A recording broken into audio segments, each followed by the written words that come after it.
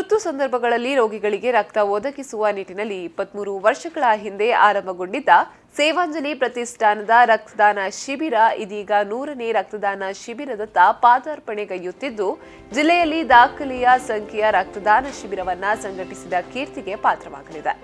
100ನೇ ಶಿಬಿರವು February 3ರಂದು ಫರಂಗಿಪೇಟೆಯ Sevanjali ಸಭಾಗೃಹದಲ್ಲಿ ನಡೆಯಲಿದೆ. ಕಾರ್ಯಕ್ರಮದ ಅತಿಥಿಗಳಾಗಿ ಸಹ್ಯಾದ್ರಿ ಇಂಜಿನಿಯರಿಂಗ್ ಕಾಲೇಜಿನ ನಿರ್ದೇಶಕರಾದ ದೇವದಾಸ್ ಹೆಗ್ಡೆ ಅವರು ಆಗಮಿಸಲಿದ್ದಾರೆ. ಸೇವಾಂಜಲಿ ಪ್ರತಿಷ್ಠಾನದ ಆಡಳಿತ ಟ್ರಸ್ಟಿ ಕೃಷ್ಣಕುಮಾರ್ ಪೂಂಜಾ ವಿ4 ನ್ಯೂಸ್ನೊಂದಿಗೆ ಮಾತನಾಡಿ, ಈ ಬಾರಿಯ ಶಿಬಿರದಲ್ಲಿ 150 ಯೂನಿಟ್ಗಿಂತಲೂ ಅಧಿಕ ರಕ್ತ ಸಂಗ್ರಹಿಸುವ ಗುರಿಯನ್ನ ಹೊಂದಲಾಗಿದೆ ಎಂದು ತಿಳಿಸಿದರು. ಪ್ರತಿಷ್ಠಾನ ಕಳೆದ 23 ವರ್ಷಗಳಿಂದ ರಕ್ತದಾನ ಶಿಬಿರಗಳನ್ನು ನಿರಂತರವಾಗಿ ಅಡೆತಡೆ ಇಲ್ಲದೆ ನಡೆಸಿಕೊಂಡು ಬಂದು ನಾಡ್ದು ಫೆಬ್ರವರಿ 3ನೇ ತಾರೀಕಿಗೆ 100ನೇ ರಕ್ತದಾನ ಶಿಬಿರವನ್ನು ನೆರವೇರಿಸಲಿಕ್ಕೆ ಸಿದ್ಧರಾಗ್ತಾ ಇದ್ದೇವೆ.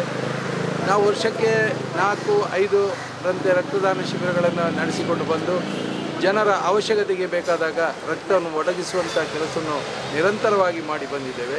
ನಮಗೊಂದು ಹೆಮ್ಮೆಯ ವಿಚಾರ ಅಂತ ಕೇಳಿದರೆ, ನಿರಂತರ 23 ವರ್ಷಗಳಿಂದ ರಕ್ತದಾನ ಶಿಬಿರ ಮಾಡಿದಂಥ ಕೆಲವೇ ಬೆರಳೆಣಿಕೆಯ ಸಮಸ್ಯೆಗಳಲ್ಲಿ ನಮ್ಮದೊಂದು ಹೇಳಲಿಕ್ಕೆ ನನಗೆ ತುಂಬ ಸಂತೋಷ ಆಗ್ತದೆ, ಹೆಗ್ಗಳಿಕೆ ಆಗ್ತಾಯಿದೆ. ನಮಗೆ ಅದೆಷ್ಟೋ ಸಂಘ ಸಂಸ್ಥೆಗಳು ಯುವ ಜನರು ನಿರಂತರವಾಗಿ ನಮಗೆ ಸಹಕಾರ ಮಾಡಿ ಬಂದಿದ್ದಾರೆ.